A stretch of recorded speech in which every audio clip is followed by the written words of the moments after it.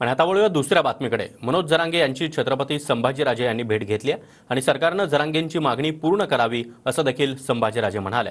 तसंच जरांगे यांच्या आंदोलनामुळे त्याच परिसरामध्ये दुसरं आंदोलन सुरू झाल्याचं म्हणत हाकेंच्या आंदोलनावरून देखील त्यांनी भाष्य केलं। त्यानंतर ओबीसी उपोषणकर्ते लक्ष्मण हाके यांनी देखील संभाजीराजे यांच्यावर जोरदार निशाणा साधला। पाहूया त्या संदर्भातला हा रिपोर्ट।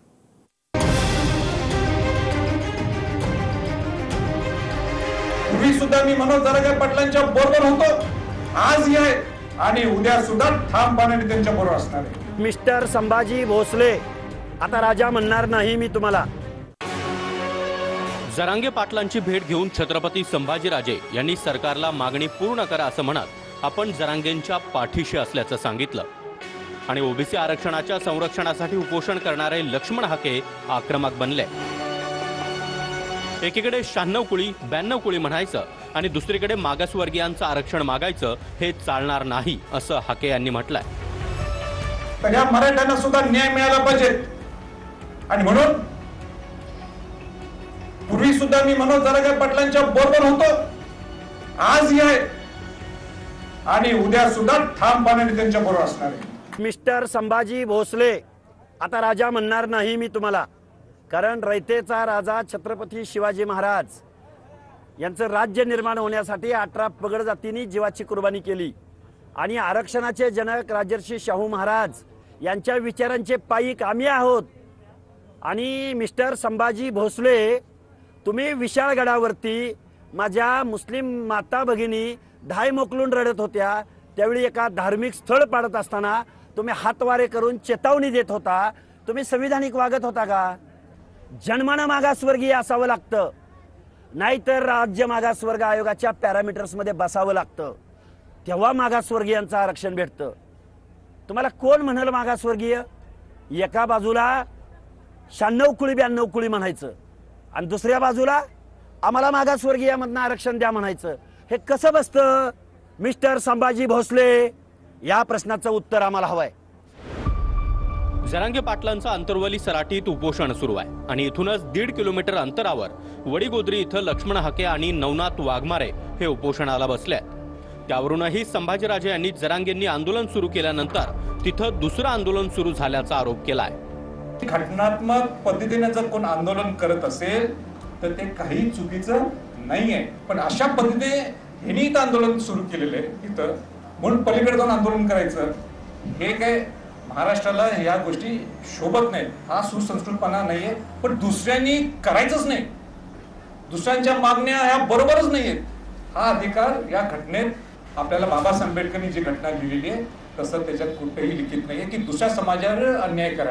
काय अडचण आहे संभाजीराजे तुम्हाला? तुमच्या जरांगेला अडचण आहे। एक माता भगिनी उपोषणाला बसली की हा लगेच इथे येऊन बसला। काल मुंबईला मराठा बांधव पुण्याचे गेले तर लगेच म्हणला माझे कोणते नाहीत। म्हणजे या जरांगेला मराठा समाजाचा मक्ता दिलाय का? आज मराठा बांधव 50 ते 60% मराठा बांधव ज्यांना संविधान कळतं, ज्यांना लोकशाही कळते, जे सत्सद विवेक बुद्धी ज्यांची जागृत आहे, ती माणसं या जरांगेला वैतागलेत। त्यामुळे जरांगे आणि संभाजीराजे, तुम्ही जरा अवकातीत आणि व्यवस्थित बोला आणि महाराष्ट्रातल्या सर्व जनतेच्या हिताचं बोला। तुम्ही विशाळगडावरती माझ्या मुस्लिम माता भगिनी धाय मोकलून रडत होत्या, त्यावेळी एका धार्मिक स्थळ पाडत असताना तुम्ही हातवारे करून चेतावणी देत होता, तुम्ही संविधानिक वागत होता का? आणि आम्ही संविधानिक, अरे आमचं ओबीसीचं आरक्षण वाचलं पाहिजे एवढंच म्हणतोय, आम्ही वेगळी मागणी काही करत नाही। मिस्टर संभाजी भोसले, या जरांगेनं त्याच्या बॅनरवर कधी आरक्षणाचे जनक राजर्षी शाहू महाराजांची प्रतिमा वापरली का? तोच जरांगे तुम्हाला दिसतो आणि 18 पगड रयत इथं बसली, या रयतेचं आंदोलन चालू आहे आणि त्यांना असंविधानिक म्हणतो तू। अरे प्रवर्गाची भाषा बोलतोय आम्ही, जातीची नाही। आम्ही एका जातीचं मागणी करत नाही, आम्ही 450 जातीचं आरक्षण वाचलं पाहिजे, सामाजिक न्याय वाचला पाहिजे, ही आमची मागणी आहे।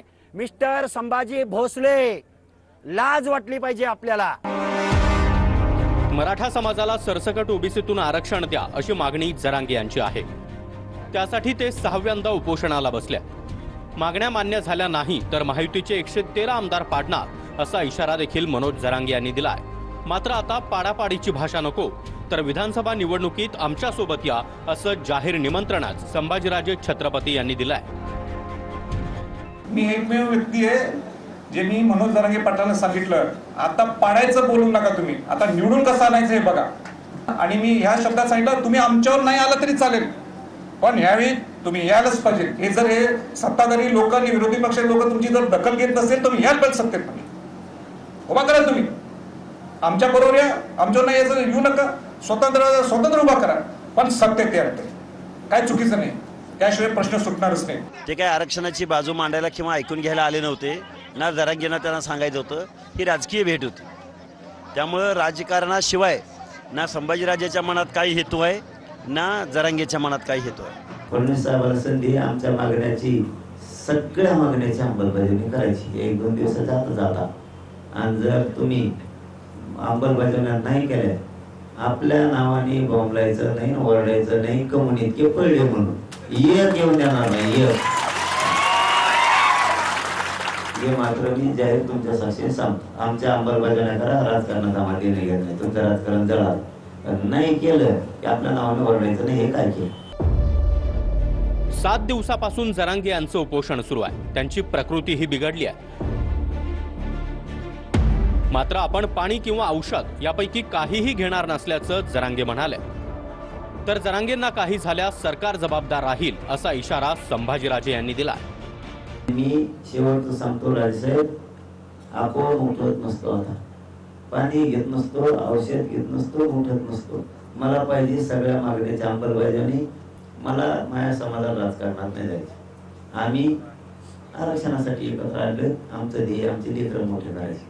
मेडिकल रिपोर्ट इतका वाईट आहे, काही होऊ शकते आणि त्याला तुम्ही जबाबदार असणार। मग ओबीसीतून मराठ्यांना आरक्षण देण्यास सरकारचा नकार आहे, दुसऱ्यांच्या ताटातलं काढून घेणार नाही अशी सरकारची भूमिका आहे। तर वंचित बहुजन आघाडीचे प्रमुख प्रकाश आंबेडकर यांनी देखील मराठा समाजाला ओबीसी मधून आरक्षण देण्यास विरोध केला आहे। ओबीसींचं ताट वेगळं असलं पाहिजे आणि मराठा समाजाचं असणारं ताट वेगळं असलं पाहिजे। आज आम्ही पुन्हा असणारं त्या ठिकाणी रिपीट करतोय की जरांगे पाटील यांनी जी मागणी मागितलेली आहे की ओबीसीतून आरक्षण द्यावं, त्याला आमचा असणारा पूर्ण विरोध आहे। 55 लाख सर्टिफिकेट जे इश्यू केलेले आहेत ते रद्द करावं ही आमची असणारी मागणी आहे। जो कोणी ओबीसी आहे त्यांनी अर्ज करावा, कागदपत्र दाखल केली तर त्याला ओबीसीचं सर्टिफिकेट मिळू शकतं, पण शासन जे वाटप करतंय त्याला आमचा असणारा विरोध आहे आणि तो विरोध राहील। मनोज जरांगे उपोषणावर ठाम आहेत आणि हाके देखील आपल्या भूमिकेवर ठाम आहेत, त्यामुळे यातून मार्ग काढण्याचं आव्हान आता राज्य सरकार समोर आहे। संजय सरोदेसह महेंद्र मुधोळकर, TV9 मराठी, जालना।